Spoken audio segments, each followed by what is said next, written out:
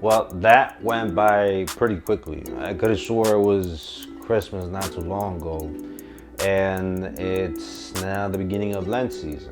Well, take this as your public service announcement and go get your ashes.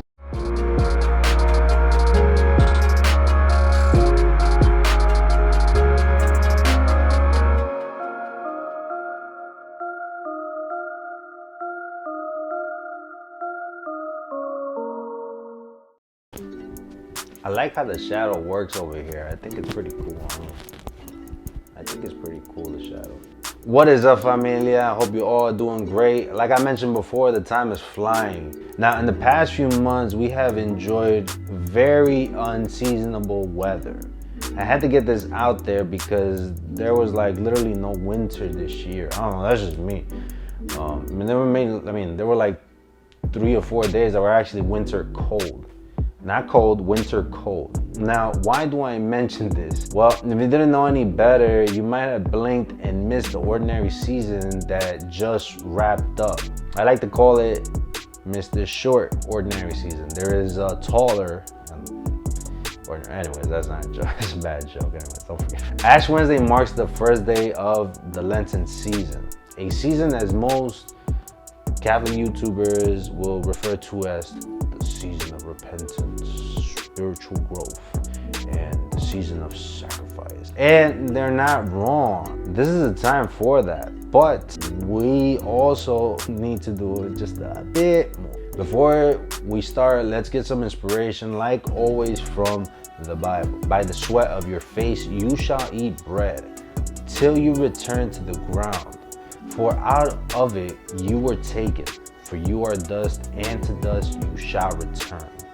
This is from the book of Genesis, chapter 3, verse 19. Now, how can we truly make the start of the Lenten season count and actually give us some traction for the rest of the season? Let's talk about this. So the 3 common pillars of the Lenten season are the following, and maybe you have actually heard of them. And this is in no particular order: prayer, fasting, and almsgiving. Now, these 3 are self-explanatory. Prayer is prayer, fasting is giving of, in this case, we associate it with food, and almsgiving is giving to others as an act of virtue. So if you help somebody without any repayment, in good sense. Now, in these 3, we can walk during the Lenten season and walk with Christ. If we just perform these 3 things, these 3 actions during the season, we actually would be fine, and it would actually help us grow in our faith. That's a true statement. You would grow in your faith. Now, I'm not gonna sit up here and tell you how to perform these 3 actions, when and how, because I know you all do it in your own special way and in the right way. But I will say that during this season, let's try and push to try and be more intentional with these 3. And please don't do it just because everybody else is doing it, or because you just remembered today that, oh snap, I just ate meat on Friday. Now, here's a story that was told to me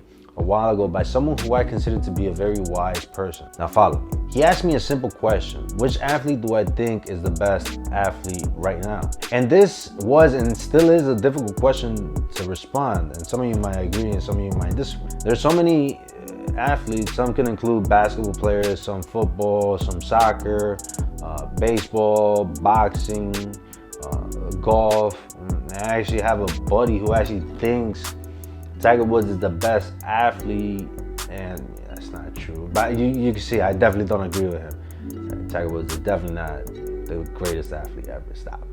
Swimming, gymnastics, I mean, you get the point. So I told him, I don't know how to choose. I don't know. He said, just pick one. I told him, what about one of the many soccer players? So like Kylian Mbappe, Messi, Ronaldo, the typical ones, right? He looked at me and he asked me, okay, how did they become so great? And I told him, well, they're super talented. They just have that natural God-given talent. He tells me, you are right part. But what got them there was, and I was kind of stumped for a sec when he explained this. The reason why ex-soccer player is so great is, yes, they are talented, but it was the regimen, the dedication, the focus, the drive, the schedule, the sacrifice, and the sheer willpower.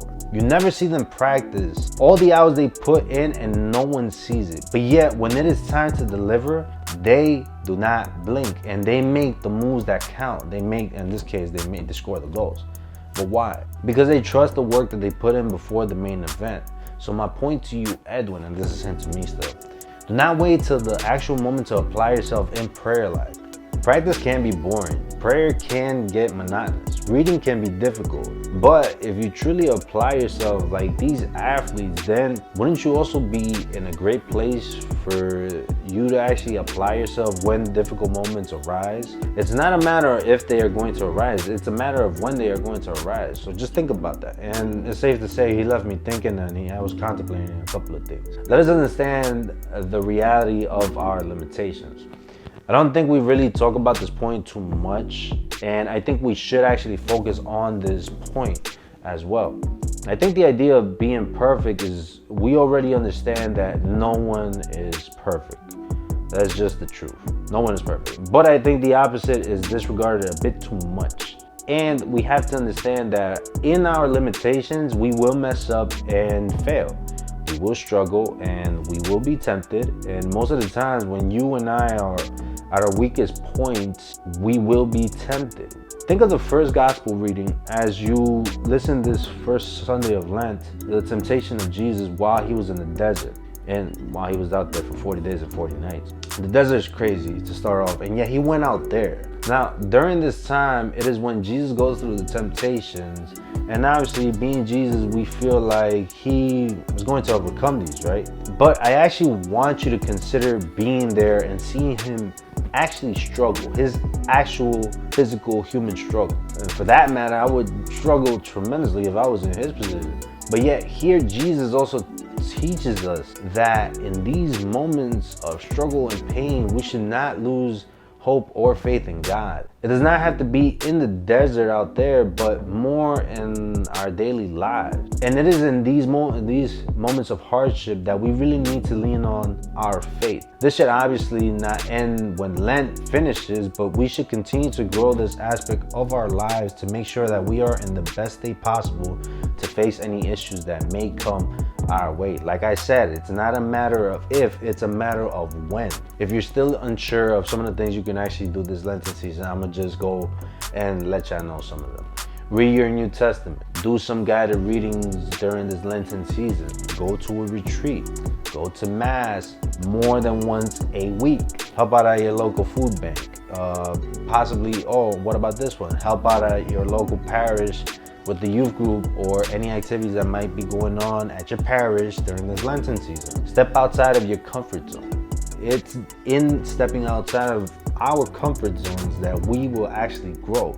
What about joining a prayer group during the season? Build one another up through prayer and moments of fellowship. Like seriously, build that connection, build one another up. Go to Eucharistic adoration, go to confession, spend some time in front of the tabernacle. I mean, these are just some of the things you can do during this Lenten season and continue to do them as the year goes on.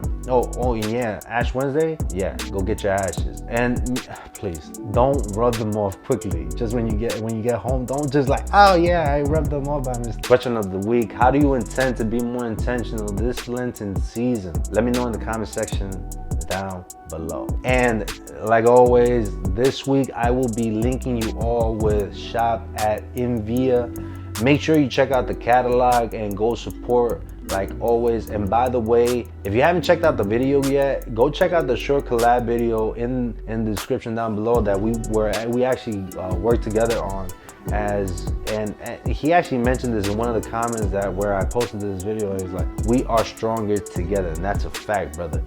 Also, I want to take this opportunity to ask you for your personal prayers. We're going to start a small prayer group of men here at my local parish for the Lenten season, which yours truly will be helping out and leading. And so pray that they, as well as me, gain a lot during the season of Lent, and that we do not waver throughout this whole entire season. I definitely appreciate all of your prayers ahead of your prayers, and thank you so much. I hope you all enjoyed this video. Hit that like button down below and consider subscribing to the channel to see more content like this. And it also, you already know, it continues to support us here on the channel, and also continue to pray for us. That is also very very needed.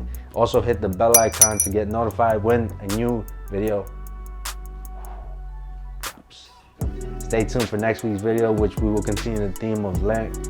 And like always, and stay blessed. God bless. Oh yeah, by the way, this is the chain. Go check out the chain. This chain is legit, bro. Bishop Fulton Sheen right here. I might do a little close up. Yeah, y'all can check it right there. Yeah, y'all see that? Y'all see that right there? Super nice. And that cross is fire. Super nice. Anyways, yeah, stay blessed. God bless. Time is going by, man. Time is definitely going by. Man, I'm just thinking, man, it's already past February.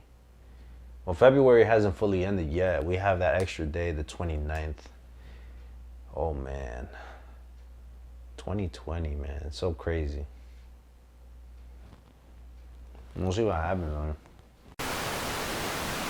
So yeah, my buddy thinks Tiger Woods is the best athlete. I'm like, I'm sorry.